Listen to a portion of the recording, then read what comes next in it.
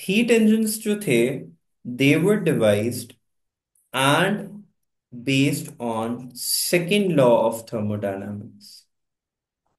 Second law of thermodynamics ये कहता था कि हीट एक्सचेंज सिर्फ तब पॉसिबल है अगर हमारे पास हीट रिजर्वायर में सिंक अवेलेबल है। हमारे पास सिंक बेसिकली हम कहते हैं ऐसे पॉइंट को जो टेम्परेचर डिफरेंस जहां पे एग्जिस्ट कर रहा होता है हमारे पास, ठीक है। विदाउट सिंक या कोल्ड रिजर्वायर हम कभी भी कोई ट्रांसफर ऑफ हीट एनर्जी नहीं कर सकते। हीट एनर्जी की जो बेसिक डेफिनेशन थी वो भी हमें यही बताती थी कि heat can only be transferred due to difference of temperature.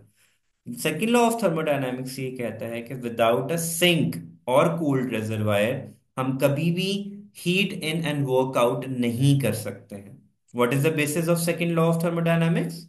कि without the sink available we can not do the heat in and work out वाला thing which was the basis of heat engine. Do you get the point? Yes sir. जैसे कि sink sink without the आपने। Sink विच sink जिसको हम cold reservoir या low temperature भी कह सकते हैं, उसके बिना हम कोई heat in and work out नहीं कर सकते हैं, विच was the basis of heat engine and later on Carnot's engine, जो कि एक आइडियल इंजन है, यानी all heat in completely workout है। वो बेसिकली डिपेंड करता है सेकेंड लॉ ऑफ थर्मोडायनामिक्स पे। Carnot's engine is an ideal engine with 100% efficiency. Okay, and 100% efficiency का मतलब क्या होता है? All heat in and all workout. तो हीट इंजन की बेसिस किसके ऊपर है? सेकेंड लॉ ऑफ थर्मोडायनामिक्स के ऊपर। And second law of thermodynamics हमें क्या कहता है कि without a sink we can never create a heat engine, or we can never do that particular thing कि हम heat in करें and work out करें। Okay,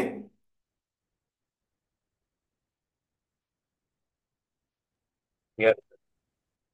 so let's dive into the heat engine. Engine है तो obviously वो क्या करेगा? Heat को किस में कन्वर्ट करेगा? मैकेनिकल वर्क में। तो heat engine is a device that can convert heat energy into mechanical work. Now, this is the heat reservoir. This is the working system. Without this cold reservoir, मैं workout नहीं कर सकता। ठीक है। This cold reservoir is also known as heat sink. And heat sink basically ये होता है, sink जो बेसिक बेसिक इंग्लिश रिकाबलरी है, दैट इट वुड बी कि जहां पे रिमेनिंग जो वेस्ट एनर्जी है वो कहीं ना कहीं पे जरूर जाएगी हमारे पास। ठीक है। तो इन्होंने यहाँ पे हीट इंजन को डिस्कस किया हुआ है।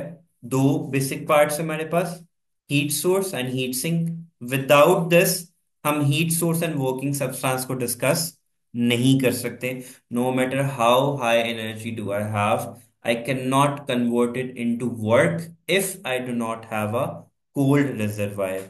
मैं बार बार एम्फेसिस इस चीज पे इस वजह से कर रहा हूँ because this is the basically the second law of thermodynamics. और कार्नोट्स इंजन भी इसी के ऊपर बेस करता है, जिसमें हम आइसोबैटिक सॉरी आइसोबैटिक बोल रहा हूँ, adiabatic and isothermal compression and expansion की बेसिस पे वर्कआउट करेंगे with the presence of heat sink. As you could read in the following, for a heat engine, a heat source or hot reservoir is necessary. That is basically the source of heat, which is to be converted into useful work. For operation of heat engine, its temperature is to be maintained at a higher level, TH, as shown in the figure. This reservoir supplies the quantity of heat Q1 flowing towards the low temperature. ठीक है। Low temperature को क्या denote करेंगे? QT, और उसका temperature क्या होगा हमारे पास? TL. And I think so I don't need to go into detail of temperature and heat difference again. Okay? और हीट सिंक क्या होता है हमारे पास? What is heat sink, Ahmed? Sir जहाँ पे सर रिमेनिंग जो एनर्जी है वो रहती है।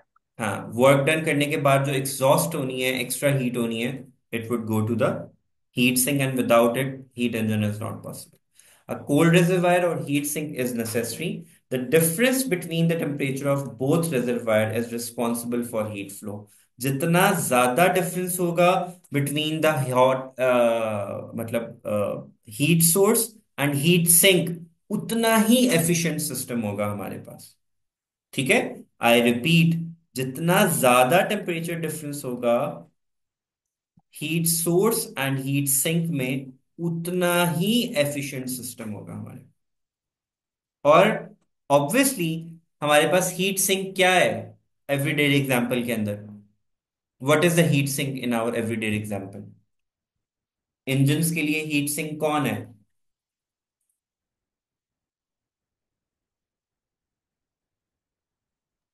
तो radiator.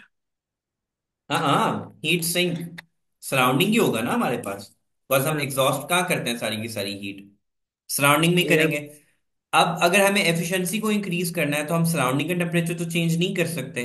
All we can do is कि हम हीट सोर्स का टेम्परेचर को क्या कर दें, इंक्रीज कर दें। तो जितना ज्यादा हीट सोर्स का टेम्परेचर होगा सराउंडिंग के दरम्यान में उतना ही डिफरेंस क्रिएट होगा। तो जितना ज्यादा डिफरेंस होता है between heat source and sink, उतना ही एफिशिएंट सिस्टम हमारे पास आएगा। ये सारे पॉइंट्स आपने अपने माइंड में रखने हैं। ओके। और working yes sir. Substance basically engine होता है हमारे पास, जिसने उस हीट को कन्वर्ट करना होता है किसमें, वर्क में। जैसे हम लोग अगर स्टीम इंजन के बारे में बात करें तो स्टीम इंजन इज द जो वर्किंग सब्सटेंस वहां पे हमारे पास कंसिडर होगा। Keeping that in view, we have two types of processes, reversible and irreversible. It has the same meaning as you have in chemistry as well. Reversible process क्या होते हैं? Which could be retraced or reversed back. ठीक है? Back to its initial position हम जिनमें ला सकें, उनको क्या कहते हैं? Reversible. और जिस if we cannot retrace exactly the same way जिसमें वो forward move किए थे, तो वो कौन से होंगे? Irreversible reaction होंगे। ठीक है। A process which can be retraced in exactly the reverse order without bringing change in its surrounding is called reversible process. Best example ice की, ice to water, water to ice। ठीक है। यहाँ पे कुछ examples और भी उन्होंने discuss की हुई है। Melting, freezing, boiling, condensation, dissolving are the reversible process, क्योंकि हम इन सबको एग्जैक्टली रिट्रैक कर सकते हैं, रिट्रेस कर सकते हैं without bringing change and to the surrounding. And irreversible processes वो होते हैं जो कि which can not be retraced back towards it, जैसे कोई केमिकल चेंज हो गया हमारे पास कहीं पे। ठीक है। प्रोसेसेस अब देखो, friction is an irreversible process because once the heat has entered the surrounding, क्या हम उसे वापस ले सकते हैं?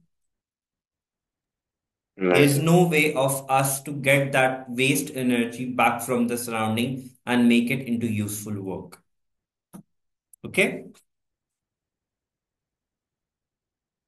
सर्टेन एग्जाम्पल्स उन्होंने और भी डिस्कस की हुई हैं। प्रोसेस विच अकर सडनली, कुछ सडन चेंज किसी में आएगा, वो भी रिवर्सिबल प्रोसेस होता है। It could be named any one. Decaying of animal and plant, convection, conduction, radiation are irreversible process. Along with the definition, you must write the examples alongside. Cyclic process हमें पता है। Cyclic process क्या होता है? जो initial stage पे वापस आ जाता है। A succession of event which brings the system back to its initial condition is called a cyclic process.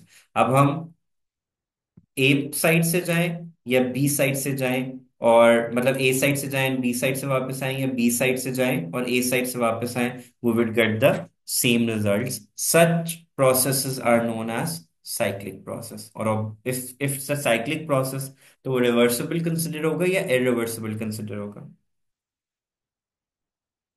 Ahmad, sir sir क्या बोला आपने, रिपीट करें। साइक्लिक प्रोसेस रिवर्सिबल कंसिडर होगा और इरिवर्सिबल कंसिडर होगा?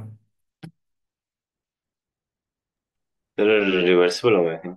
क्योंकि साइक्लिक प्रोसेस है, आप इनिशियल स्टेज में वापस आ पा रहे हो, तो it would be considered as a reversible process. Do we have any confusion up till here? Do you want me to repeat any point? Hmm,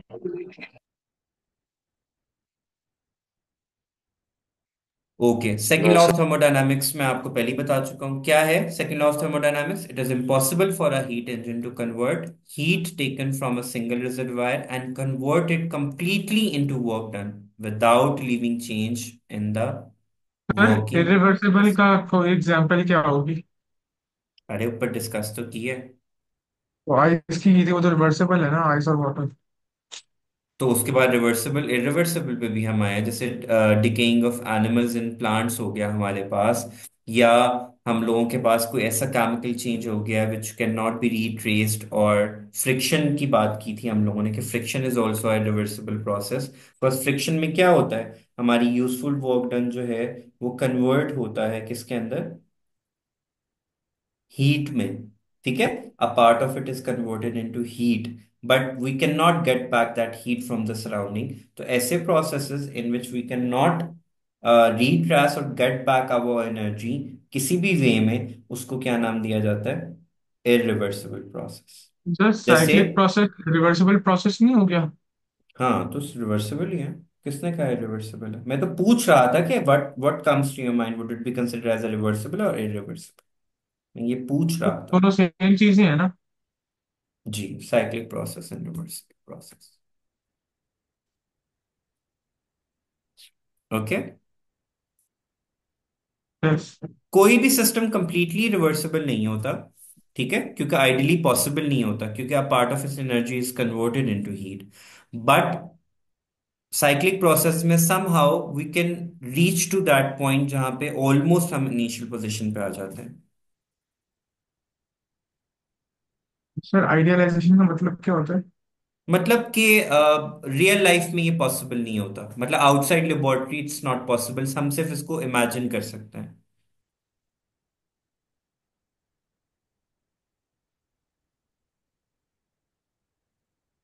okay.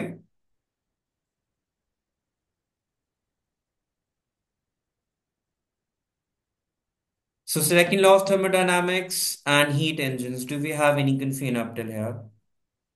This is the equation no of second law of thermodynamics के work done सिर्फ तभी होगा जब हमारे पास heat energy, तो मतलब systems के अंदर कुछ ना कुछ प्रेजेंट होगा हमारे पास।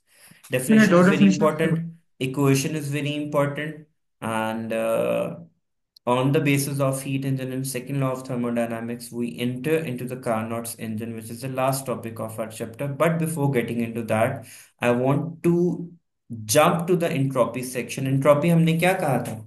एंट्रोपी हमने केमिस्ट्री में भी पढ़ा था, इंस्टेबिलिटी। ठीक है, एंट्रोपी जस्टिफाई करती है कि कभी भी हम किसी सिस्टम के अंदर स्टेबिलिटी लाने की कोशिश करते हैं तो वो किसी और सिस्टम के अंदर क्या क्रिएट कर देगी, अनस्टेबिलिटी क्रिएट कर देगी।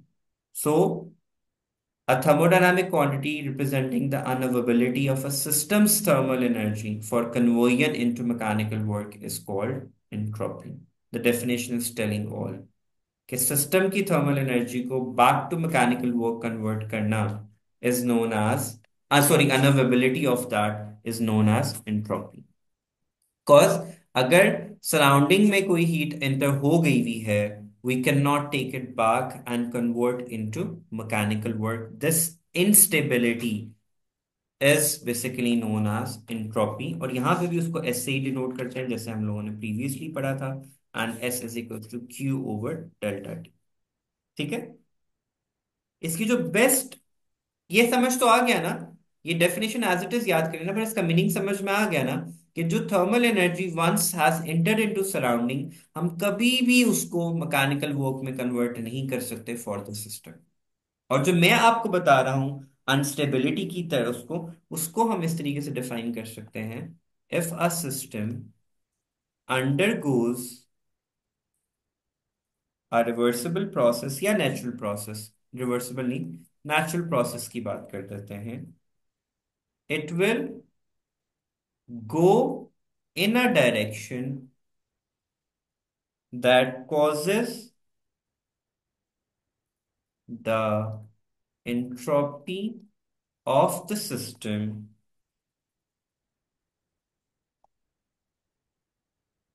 plus the environment to increase.